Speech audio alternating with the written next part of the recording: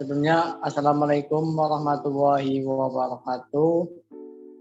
Kami dari kelompok 2 ingin mempresentasikan hasil kerja kelompok kami, yaitu tentang form pengambilan barang. Adapun untuk daftar isi atau topik pembahasan yang kali ini akan kita bahas, yaitu pertama perkenalan, yang kedua latar belakang, yang ketiga tujuan dan manfaat, yang keempat penjelasan software tersebut. Adapun yang pertama, perkenalkan, nama saya Feby Wahid Sultan, NIM 20101043. Nama saya Imam Bayhaqi, NIM 20101062. Saya Putri Septiana Fadila, NIM 20101030. Saya Reza Arjuna Dirarjo, NIM 17101075. Adapun latar belakangnya, yaitu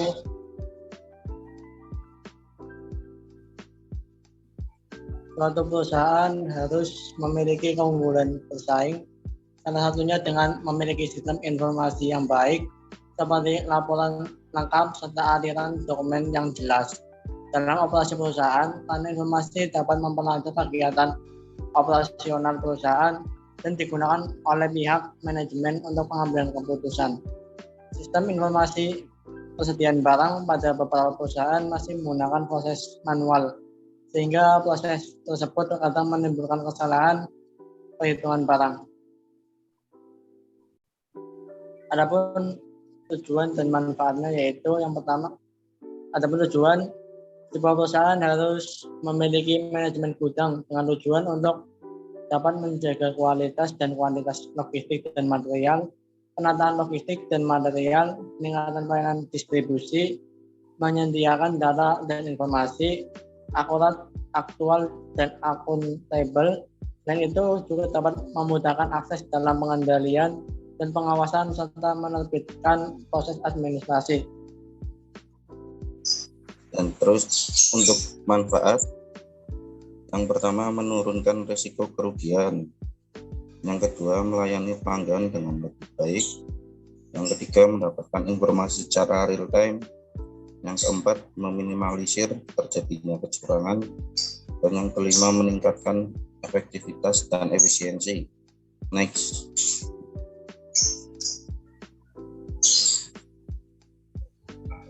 Dan untuk sasaran pengguna, software ini ditunjukkan untuk para pegawai gudang yang berada pada sebuah perusahaan untuk memfasilitasi koordinasi gudang di seluruh penjuru perusahaan Anda untuk menghemat waktu dan sumber daya melalui digitalisasi. Next. Kemudian keunggulan, software ini memiliki keunggulan memuat data yang lengkap, mudah digunakan, dapat diakses dari mana dan kapan saja, dapat digunakan di berbagai jenis komputer. Next. Dan ini untuk gambaran flowchartnya seperti yang ada di situ.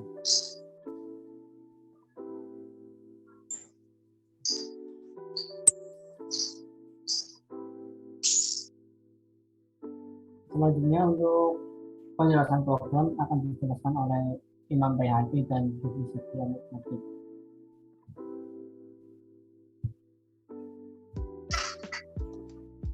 Yang pertama ada include IOStream, lalu CSTDLIB itu untuk library, lalu ada string get write sampai string result itu untuk mendeklarasikan variabel sesuai tipe data. Selanjutnya ada if, itu untuk percabangan if, lalu ignore itu menghapus satu atau lebih karakter dari buffer input, lalu ada do perulangan. Selanjutnya code untuk menampilkan output pilihan, lalu getLine itu untuk melakukan input dengan menggunakan spasi, Selanjutnya ada if percabangan lagi menggunakan operator logika or untuk membandingkan. Selanjutnya ada code empty input itu untuk menampilkan output harap isi dengan benar. Lalu ada while yaitu perulangan. Selanjutnya return itu untuk nilai balikan. Lalu selanjutnya ada int ambil angka sampai string masukkan itu untuk mendeklarasikan variabel sesuai tipe data. Lalu masukkan get write text show input 1 wrong text itu adalah hasil dari variabel masukan sama dengan hasil fungsi ambil tulisan. Lalu ada return atau yang berfungsi mengubah string menjadi bilangan numerik integer. Selanjutnya ada kelas data. Kelas data itu kelas fungsi, lalu ada mendeklarasikan variabel sesuai tipe data, yaitu ada string nama jabatan, int barang, merek, tipe, string NIP, tanggal, jumlah. Selanjutnya untuk kelas fungsi yang kedua yaitu kelas material. Sini publik itu datanya dapat diakses dari luar. Lalu bool, data, integer saja data, dan jumlah barang itu untuk mendeklarasikan variabel sesuai dengan tipe datanya. Lalu di sini ada string barang, string merek, string tipe, string yes no itu untuk membuat array perangkat dengan tipe data string dan panjang. Kalau string barang itu panjang 2, merek panjang 7, tipe panjang 15, yes no panjang 2. Array ini lebarnya menyesuaikan cacah kategori dan service. Selanjutnya di sini ada material yang berisi isi array dari kelas material. Selanjutnya di sini ada material yang berisi array dari kelas material. Ada false yang berarti bernilai false, 0 yaitu variabel cacat data yang bernilai 0. Lalu di sini ada variabel cacat data. Selanjutnya ada yes no. Iya itu isi dari array yes no. Tidak, isi dari array yes no. Selanjutnya masukkan ban motor, lalu ban mobil itu isi dari array barang. Lalu ada merek itu isi dari array merek. Selanjutnya ada tipe, isi dari array tipe. Lalu fungsi-fungsi kelas ditaruh di bawah, yang yaitu void cetak, form itu adalah member fungsi. Data dapat mengakses dan berisi alamat memori yang disimpan pada data. Selanjutnya menampilkan output. Yang pertama, data nama menampilkan output yang disimpan variabel tipe yang tersimpan pada data. Selanjutnya data NIP yaitu menampilkan output yang disimpan variabel tipe yang tersimpan pada data. Selanjutnya data jabatan menampilkan output yang disimpan variabel tipe yang tersimpan pada data. Data tanggal, lalu data barang, data jumlah, data merek, dan data tipe. Selanjutnya void cetak semua form. Ada percabangan if else jika variabel cacat data mempunyai nilai sama dengan 0. Lalu ada code tidak ada nota yaitu menampilkan output tidak ada nota. Selanjutnya percabangan if else. Lalu setelah itu mencetak isi array dengan perulangan for. Selanjutnya menampilkan output variabel data sesuai dengan elemen array. Void tambah data itu merupakan member fungsi, data merupakan objek dari kelas data. Code, silakan isi data Anda. Di sini masukkan data, nama Anda, NIP, jabatan, tanggal pengambilan, dan jumlah barang yang akan diambil. Selanjutnya ada do perulangan. Di sini menampilkan output. Silakan pilih material yang akan diambil. Selanjutnya yaitu mencetak isi array dengan perulangan for. Setelah mencetak perulangan for yaitu mencetak isi array, lalu data perangkat mengacu pada fungsi ambil angka. Selanjutnya ada if percabangan yang menggunakan operator logika OR untuk membandingkan. Lalu ada false jika variabel sub bernilai false. Selanjutnya akan menampilkan output pilihan tidak tersedia. Silakan coba lagi. Selanjutnya ada percabangan true jika variabel sub bernilai true. Selanjutnya data barang post increment pada variabel perangkat yang disimpan pada data. Lalu while jika nilai variabel bernilai true maka perulangan akan dihentikan. Selanjutnya memilih tipe yang akan diambil, lalu mencetak isi array dengan perulangan for, lalu mencetak isi array.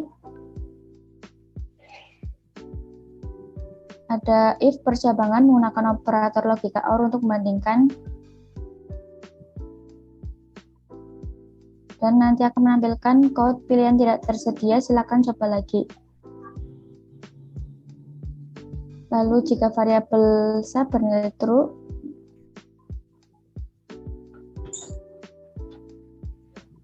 jika variabel sub bernilai true maka perulangan dihentikan.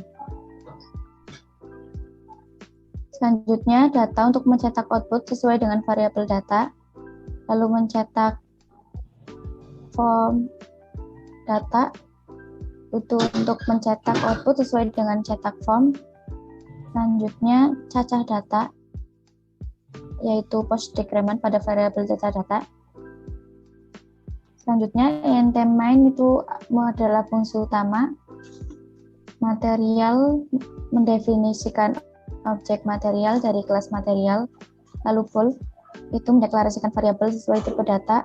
Integer mendeklarasikan variabel sesuai dengan tipe data. Do perulangan akan menampilkan data gudang bahan motor dan mobil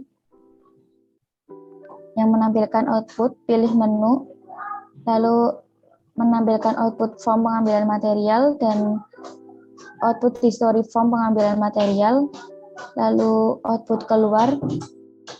Selanjutnya variabel menu mengacu pada fungsi ambil angka.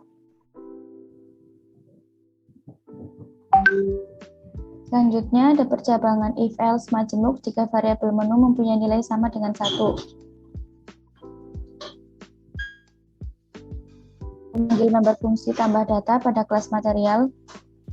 Selanjutnya ada percabangan if else majemuk jika variabel menu mempunyai nilai sama dengan 2.